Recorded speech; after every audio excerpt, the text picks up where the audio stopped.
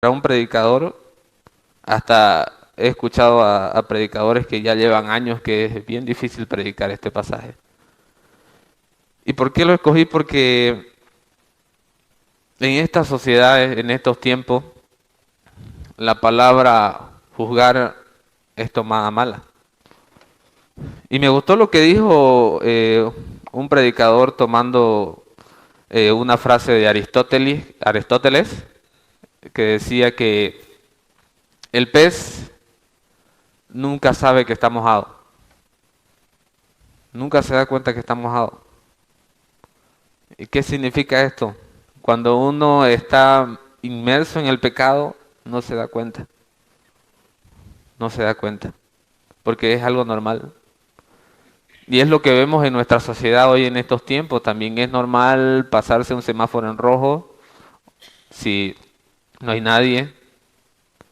Es normal que haya corrupción en nuestras autoridades.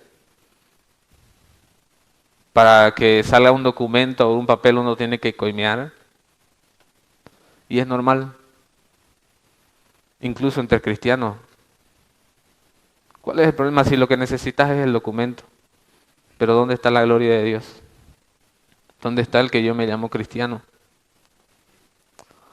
Vemos aquí, empieza así este pasaje. De cierto se oye que hay entre vosotros fornicación, y tal fornicación cual ni aun se nombra entre los gentiles, tanto que alguno tiene la mujer de su padre. Algunos teólogos piensan que esa persona se metió con su madre, otros con su madrastra. Lo que yo creo que es por lo que dice aquí el pasaje, que es con su madrastra, porque dice la mujer de su padre, no dice literalmente su madre. Pero sea como sea, es un pecado bien fuerte, que ni siquiera el mundo lo ve algo normal. Y estaba sucediendo en la iglesia de Corintio. Y la palabra aquí, fornicación, que vemos muchas veces en el Nuevo Testamento, sale de la palabra griega que se llama, que es porneia, que es el que es usado para la palabra porno, de donde viene pornografía. Esta palabra significa cualquier tipo de inmoralidad sexual, no solo fornicación. Como no existe una palabra así en el español, fue que se tradujo como fornicación. Entonces eso es lo que estaba sucediendo aquí, era una inmoralidad sexual. Y eso es lo que está aquí juzgando el apóstol Pablo.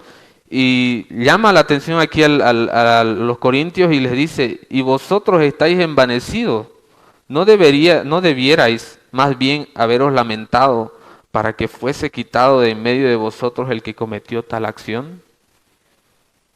¿Qué es lo que sucedía? Ya Pablo anteriormente les había escrito a ellos.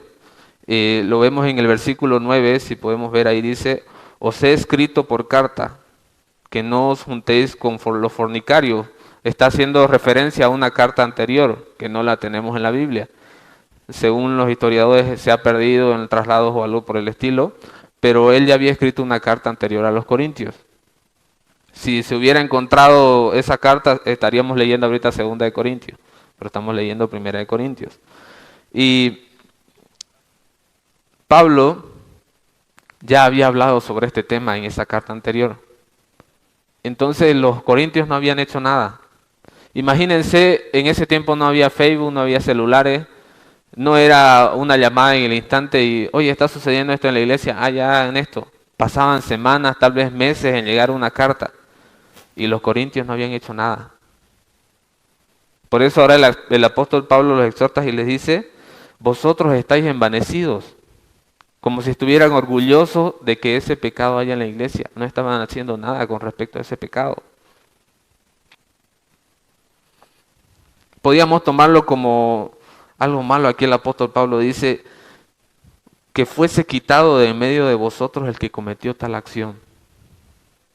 Es algo bien fuerte, que fuese quitado, que un hermano fuera expulsado de la iglesia, excomulgado.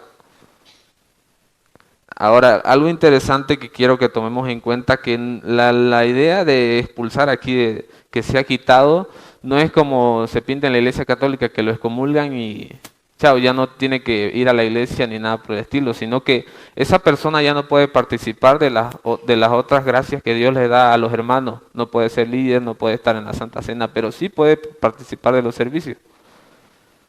Pero no se lo toma como un cristiano en sí. ¿Por qué? Porque está constantemente en pecado, está practicando el pecado. No es que simplemente cometió un pecado y cayó, está hablando de una persona que no se ha arrepentido, que está constantemente en el mismo pecado y no muestra señas de arrepentimiento. Ciertamente yo como ausente en cuerpo, versículo 3, pero presente en espíritu, ya como presente, he juzgado al que tal cosa ha hecho. Y me gusta que use esta palabra aquí, esta traducción que dice, he juzgado. Porque en nuestro lenguaje moderno, cristiano moderno, sería, ya yo como presente no he dicho nada y no tengo derecho a juzgar a nadie, solo Dios puede juzgar. Yo no soy quien para juzgar. No, aquí está diciendo yo he juzgado. Y esto nos lleva a que nosotros como cristianos podemos juzgar con justo juicio. Hay algo muy importante también, porque a veces cuando ya se habla de esto, puedo juzgar, puedo hablar de cualquier hermano. El juicio tiene que ir primero por hablar con la persona que tiene que hablar. Segundo, usted tiene que estar con certeza de que la persona está en esa situación. No porque alguien se lo dijo o no por una percepción que usted tiene. Eso no es juzgar con justo juicio. Usted tiene que haberlo visto y tiene que hablar con la persona. Y aquí vamos a ir este pasaje es parecido a una enseñanza que nos da Jesús en Mateo 18. Quiero que vayamos a Mateo 18, 15.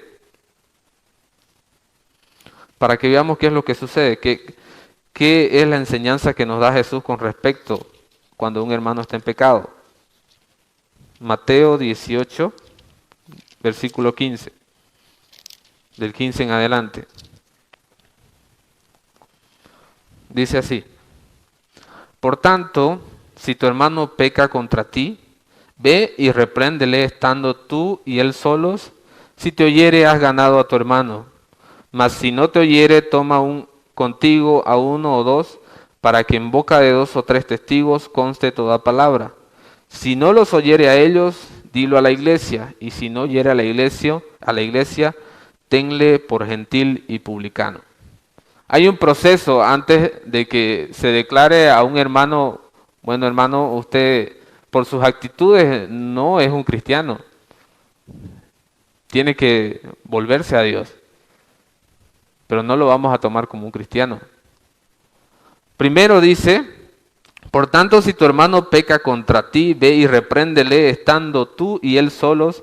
Si te oyere, has ganado a tu hermano. La primera es, dice, ve tú, los dos solos. No dice, llama a toda la iglesia y vayan y díganle. No. La primera instancia es ir tú mismo solo y reprender al hermano. Y si el hermano vuelve en sí y se arrepiente, gloria a Dios. Has ganado a tu hermano. Has hecho un bien. Pero ¿qué es lo que hacemos nosotros? ¿Sabemos de algo? Oye, te cuento que el hermano está en esto. Y ahí se corren los chismes, las murmuraciones. Esa es la diferencia entre juzgar y murmuración. Y eso es un pecado. Estás hablando de un pecado de otro hermano, pero vos estás haciendo pecado también.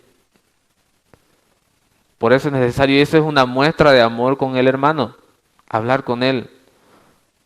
Porque está en juego su alma, no es simplemente que está en pecado.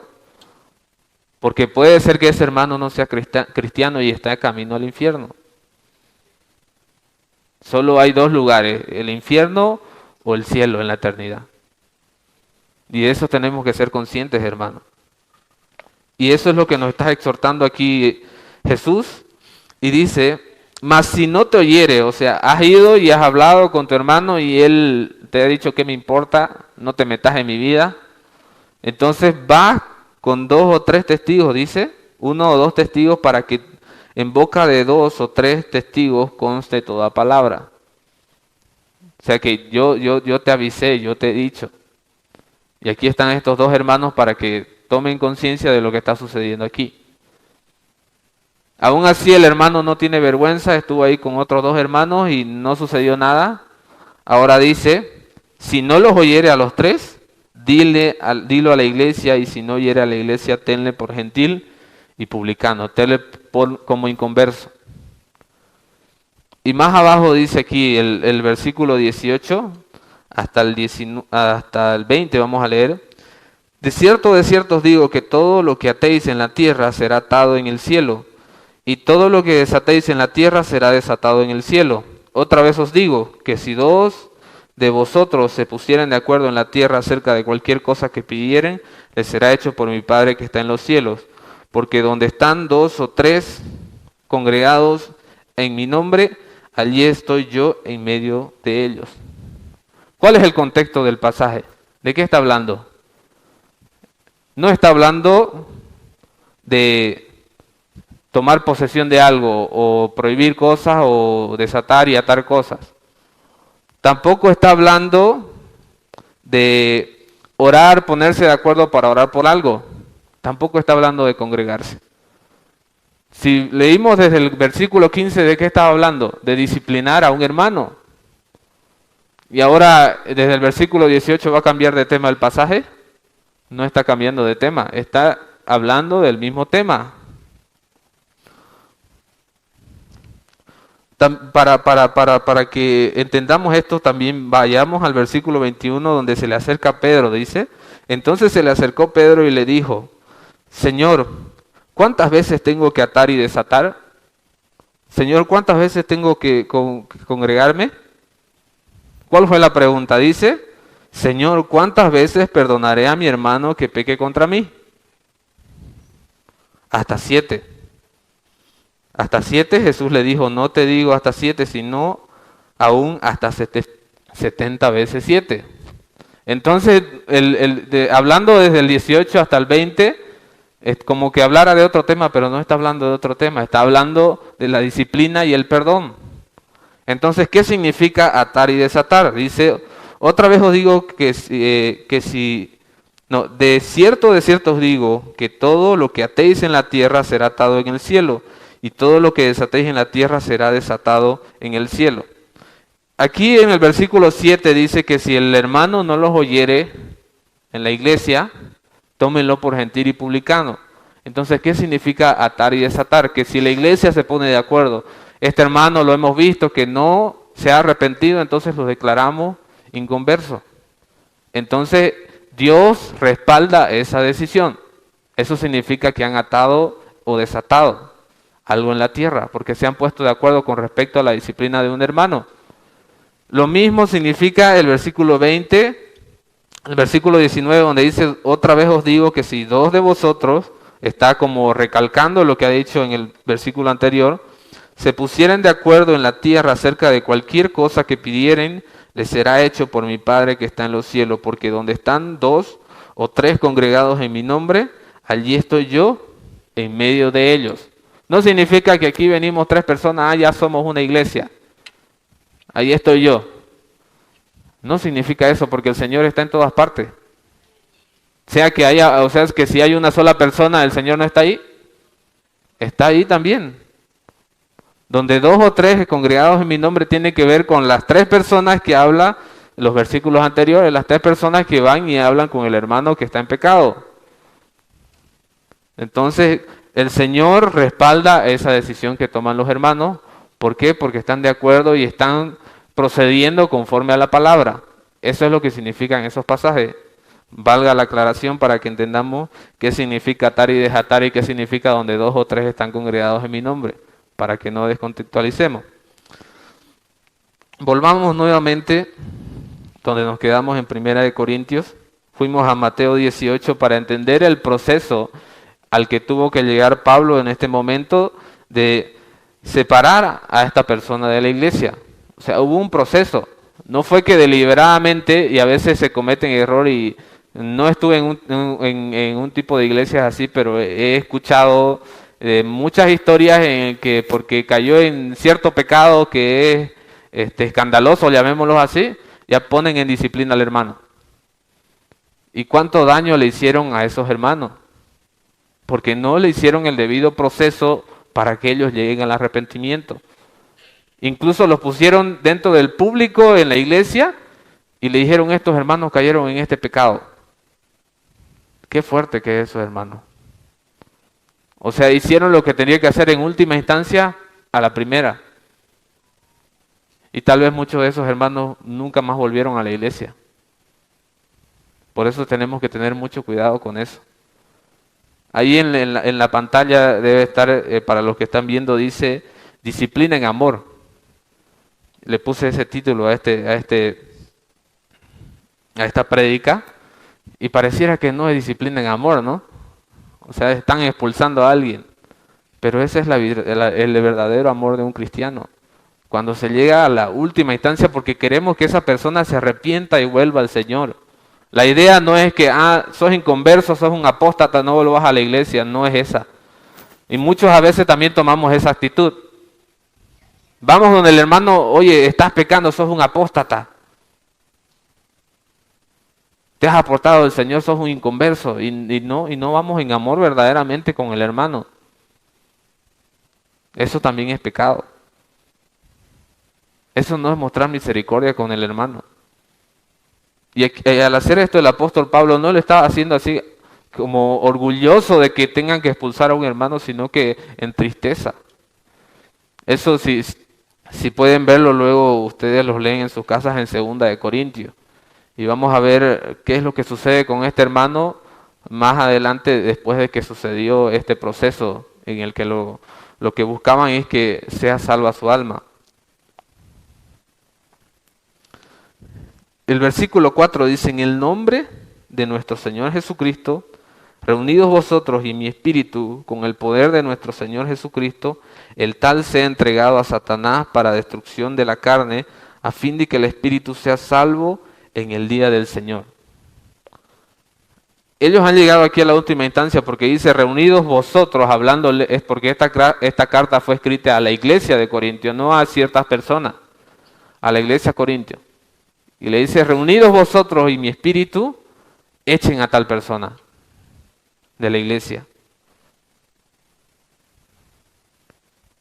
Para que, y es algo tan fuerte aquí el versículo 5, dice, el tal sea entregado a Satanás para destrucción de la carne. Y suena como medio tétrico, ¿no? Como entregarlo a Satanás, haremos algún sacrificio, lo entregaremos, o cómo haremos alguna oración. No, simplemente es sacarlo de la iglesia. O sea, ya no sos cristiano. ¿Por qué? O somos de Dios o somos de Satanás. A eso se refiere aquí donde dice el tal sea entregado a Satanás. O sea, declárenlo literalmente como inconverso e hijo del diablo. Porque no se ha arrepentido. Lo que Jesús dijo lo declaran gentil y publicano. Sencillamente significa eso, entregarlo a Satanás.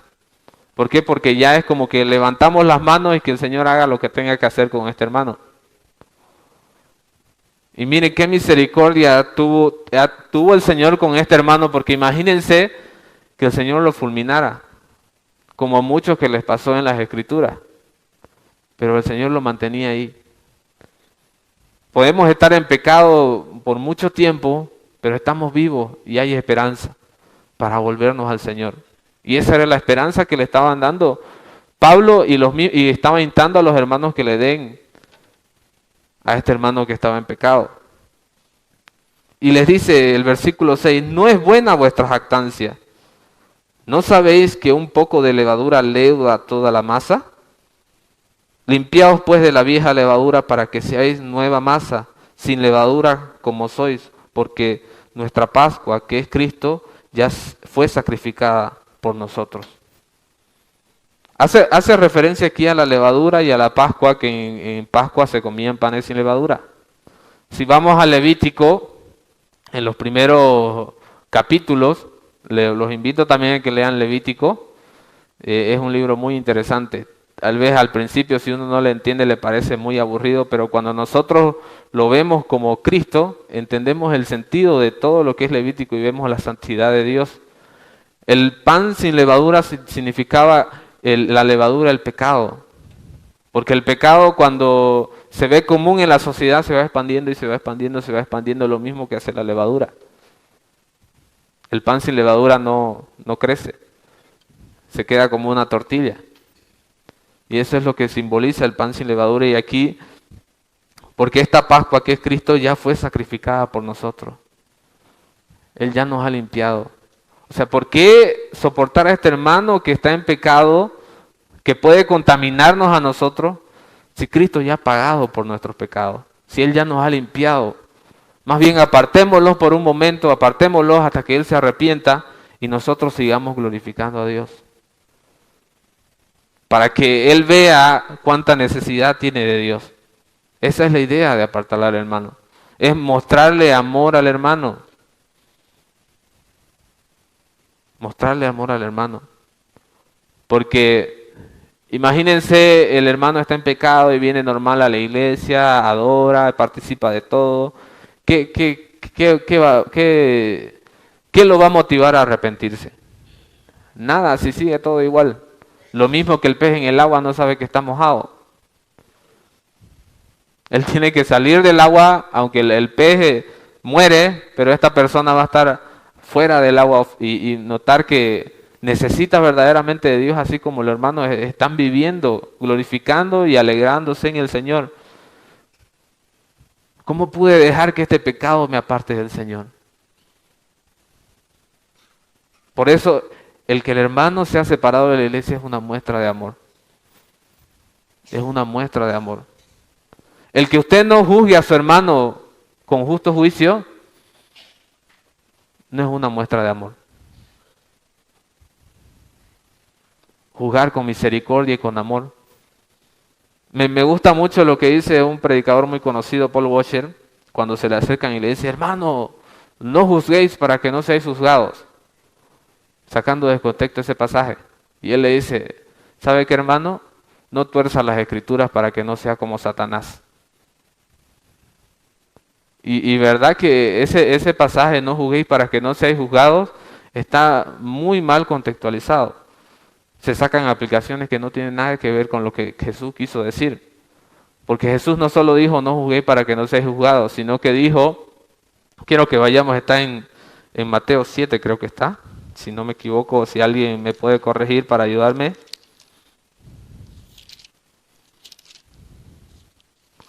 Para que entendamos qué es lo que quiso decir Jesús.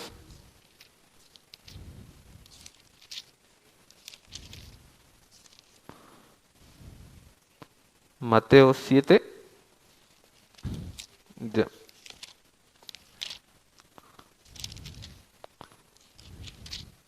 Dice así: no juzguéis para que no seáis juzgados. Y hasta ahí nos quedamos. Pero ¿qué dicen los siguientes versículos? Porque con el juicio con que juzgáis seréis juzgados, y con la medida con que medís os seráis medido. ¿Y por qué mirás la paja que está en el ojo de tu hermano y no echas de ver la viga que está en tu propio ojo? ¿O cómo dirás a tu hermano: déjame sacar la paja de tu ojo, y he aquí la viga en el ojo tuyo? Hipócrita, saca primero la viga de tu propio ojo, entonces verás bien para sacar la paja del ojo de tu hermano. La clave está aquí en el versículo 5, dice: hipócritas. ¿Qué hay que hacer primero? Sacar la viga de tu propio ojo, para luego, entonces verás bien para sacar la paja del ojo de tu hermano.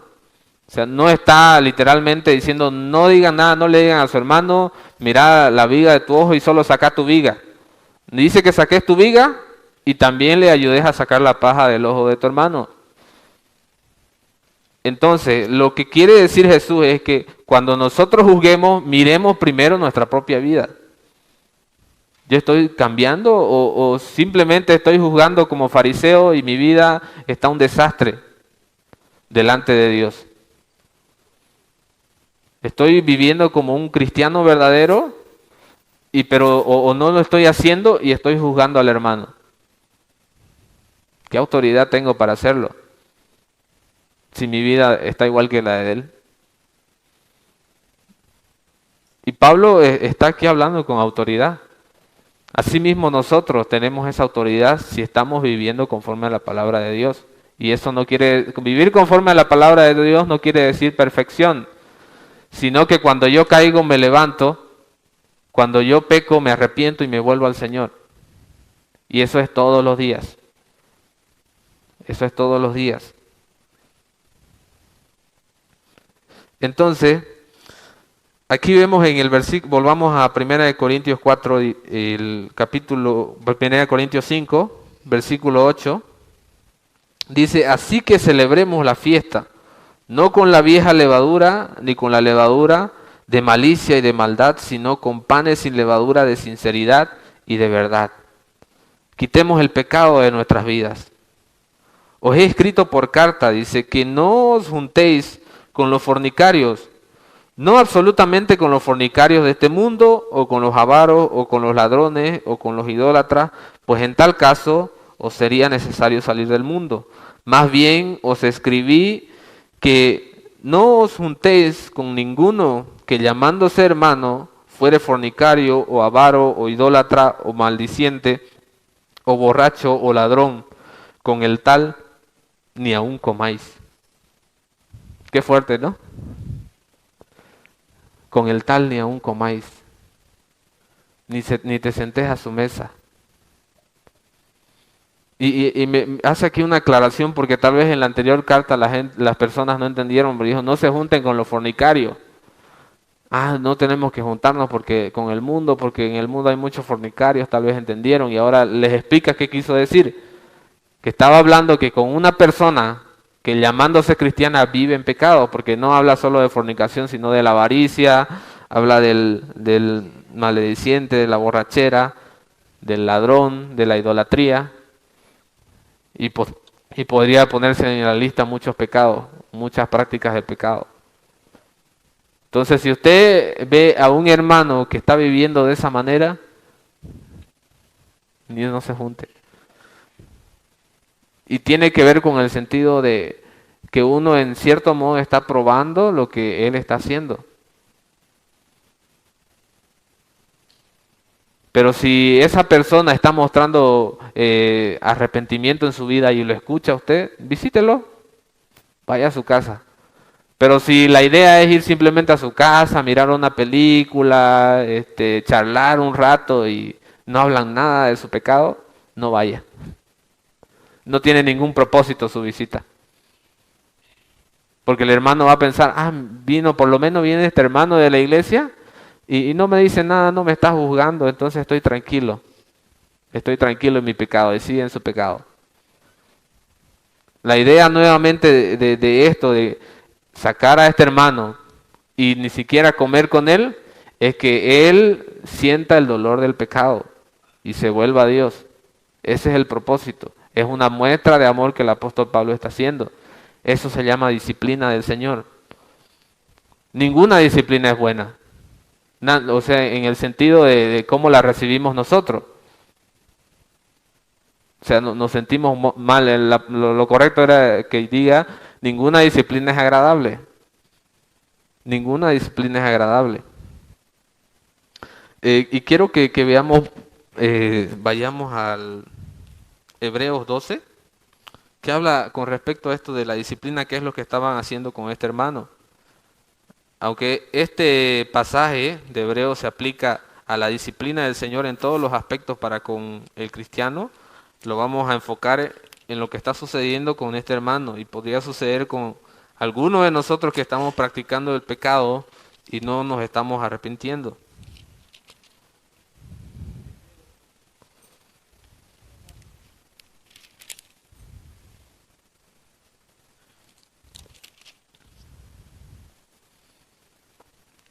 Dice el versículo 7, 12:7. Leamos desde el 5, de Hebreos 12:5. Dice, y habéis ya olvidado la exhortación que como a hijos se os dirige diciendo, hijo mío, no menosprecies la disciplina del Señor, ni desmayes cuando eres reprendido por él, porque el Señor al que ama, disciplina y azota a todo el que recibe por hijo. Si soportáis la disciplina, Dios os trata como a hijo. O sea, si el Señor nos disciplina, nos trata como a hijo, digo. Porque ¿qué hijo es aquel a quien el Padre no disciplina? Pero si os deja sin disciplina, de la cual todos han sido participantes, entonces sois bastardos y no hijos. O sea, no son hijos legítimos. Si el Señor no me disciplina, yo no soy su hijo, no soy hijo legítimo. Soy ilegítimo, simplemente me estoy llamando cristiano y el Señor no me está disciplinando. Eso es lo que está diciendo aquí. Y el versículo 9 dice, por otra parte, tuvimos a nuestros padres terrenales que nos disciplinaban y los venerábamos, los respetábamos. ¿Por qué no obedecemos mucho mejor al Padre de los Espíritus y viviremos? Y aquellos ciertamente por pocos días nos disciplinaban como a ellos les parecía, pero para lo que nos es provechoso, para que participemos de su santidad.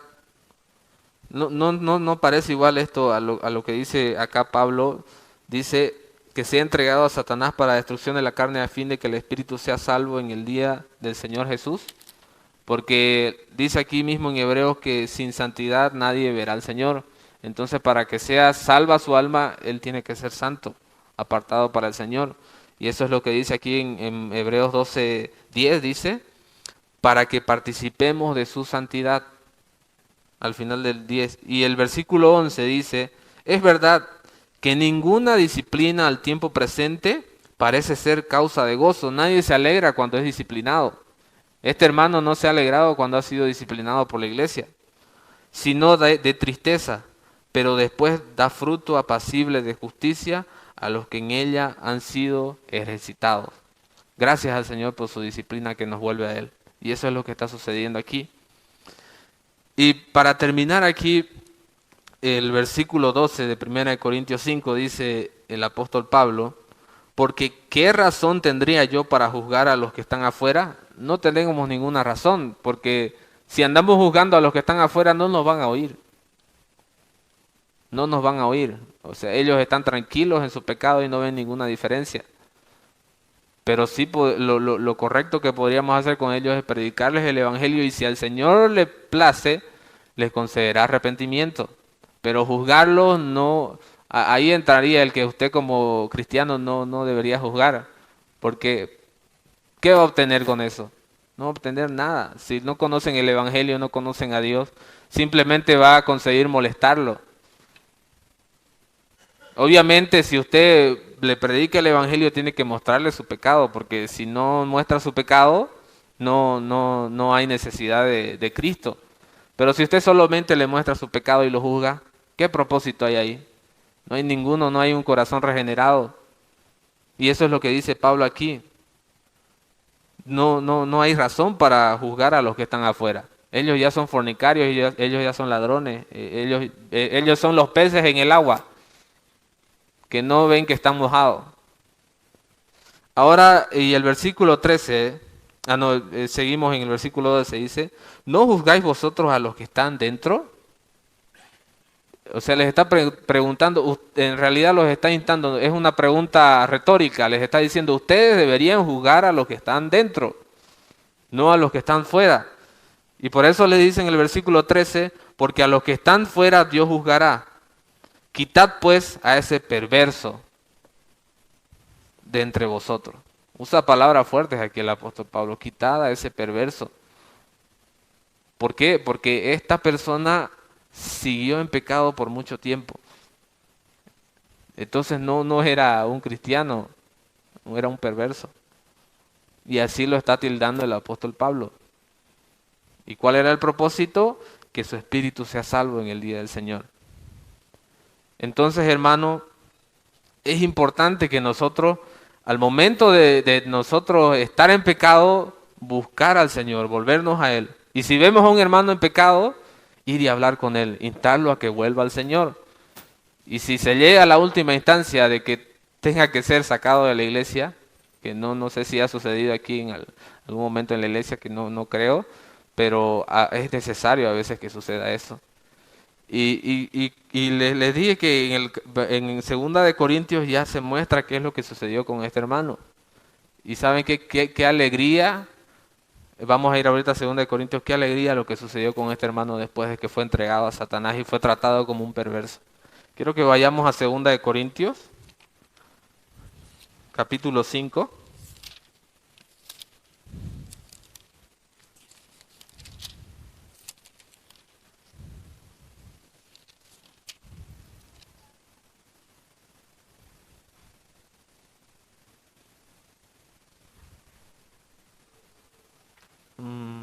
A ver.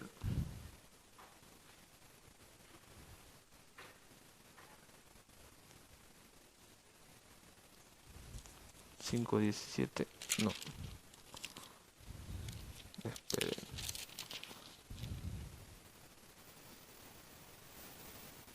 Ah, perdón, era Segunda de Corintios 2.